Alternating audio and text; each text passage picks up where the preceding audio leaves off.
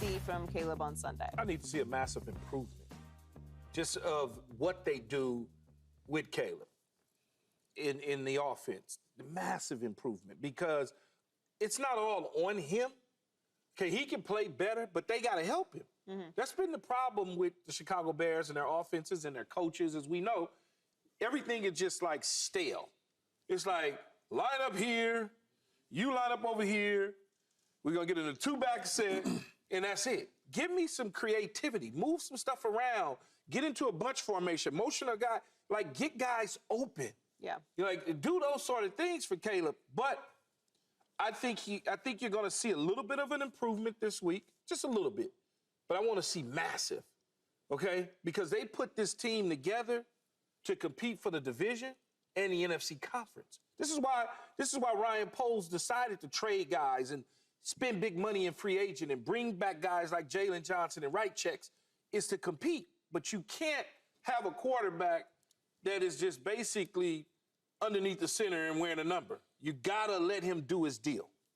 Yeah, I couldn't agree more. The Caleb Williams that we're seeing now is not the Caleb Williams Houdini that we saw at USC. Now, some of those sacks that he's taken, those were the Heisman, awesome plays 2 years ago at SC. So he's going to have to find that balance. But I'm also seeing a guy who's not being allowed to succeed the way that he does best. He's a great athlete. He's got a great arm. To Key's point, it's so basic right now. It's really similar to what I saw last year with Luke Getsy.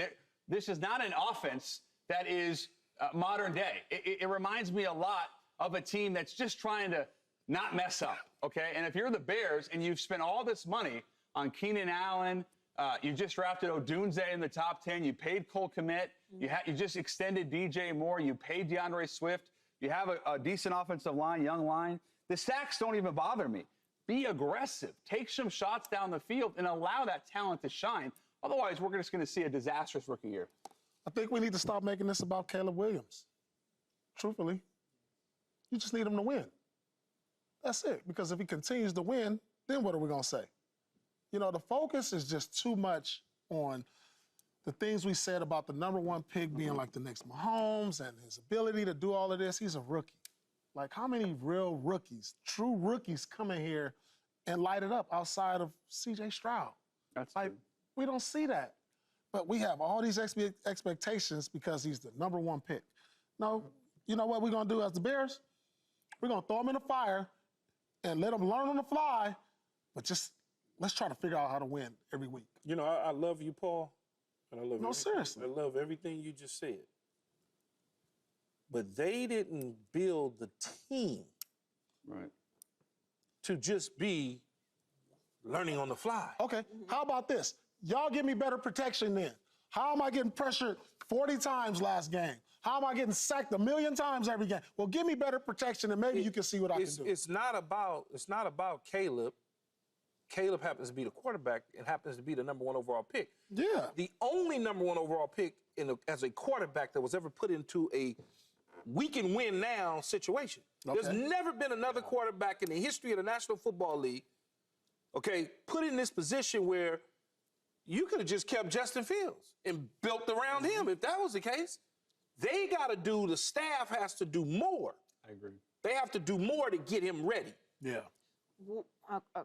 I disagree. I mean, I've always said that I don't have any expectations for the Bears. The Bears do not have a culture of winning. They do not have any momentum going into this season built off of last year. That quarterback is no longer there. I understand you brought in some really high-level pieces. Those pieces take time to mesh and get going. Even if you had a veteran quarterback, which you don't, you have a rookie quarterback. You do not have an offensive coach. You do not have a culture that elevates quarterbacks. There's a reason that team has never had a quarterback in the history of their storied organization throw for more than 4,000 yards in a modern NFL where all of the rules benefit the offense and protects quarterbacks. So I have been on an island for this. I just disagree. I don't think that just because you put a good team together and then you add a high-level rookie quarterback that all of a sudden forget the Packers and forget the Lions and forget the Vikings and we're just gonna win the division.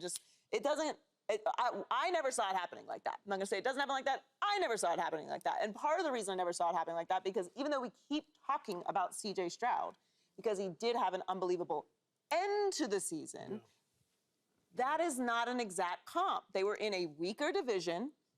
Jacksonville did them a ton of favors by completely falling apart, because if we look at C.J. Stroud, his first 7 games, they were 3-4.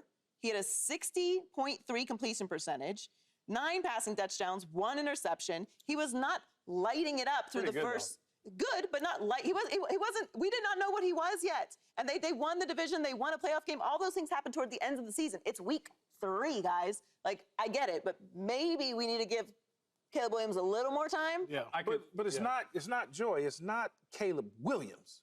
And the Bears. It's the Chicago Bears. And the Bears. Both of them. All of them. And Everybody. when you rattle off those numbers about C.J. Stroud, they were 3-4, you say? Mm-hmm. But his numbers were solid. Would they be happy with 3-4 in Chicago? They'd be happy with 9 TDs and 1 pick. And 3-4. They would be 9 TDs and 1 pick. They would be extremely happy. Yeah. That means there's a lot of other stuff going wrong. Yeah. I mean, it's a defense not. I mean, you said it's a defensive coach. What about Jordan Love, right? Jordan Love just got $55 million he's a year. 27.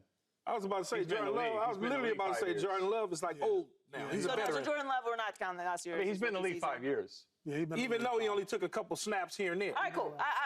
But I never know what we're doing with Jordan Love, because every time I say Jordan Love isn't a rookie, everyone's like, oh, this is a rookie. This is a rookie. Right, okay, so we're not treating Jordan Love as a rookie. Okay, got it. I don't know what the rules are. I've never said he was a rookie. Everyone keeps moving the goalposts on Jordan Love. Don't say everyone. Say certain people. Certain people, because I don't like treating Jordan Love as a rookie either. But people do use him as a comp for this when they talk about C.J. Stroud. No, but that's not true. It was his first year starting.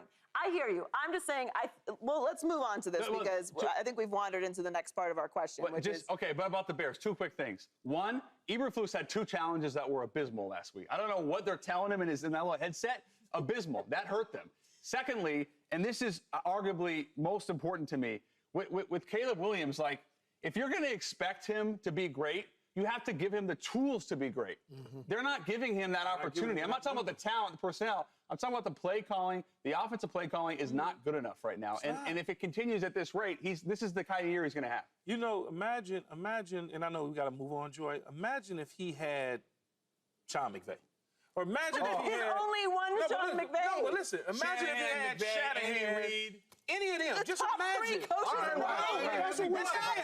No, okay, here's what I'll say. Unbelievable. No, Joy, before I let you go. Imagine if he had young Kubiak at the Saints. Imagine if he had that. That creativity that Kubiak can put together for calls. He has who he has, and he knew he had who he had before the season, and people were still talking about it like this was supposed to be an automatic thing. Because you automatically assume. So now we know that the offensive coordinator is not Sean McVay. But so when we look at it, though, we automatically assume. Why? Luze, Allen, DJ Moore, Swift.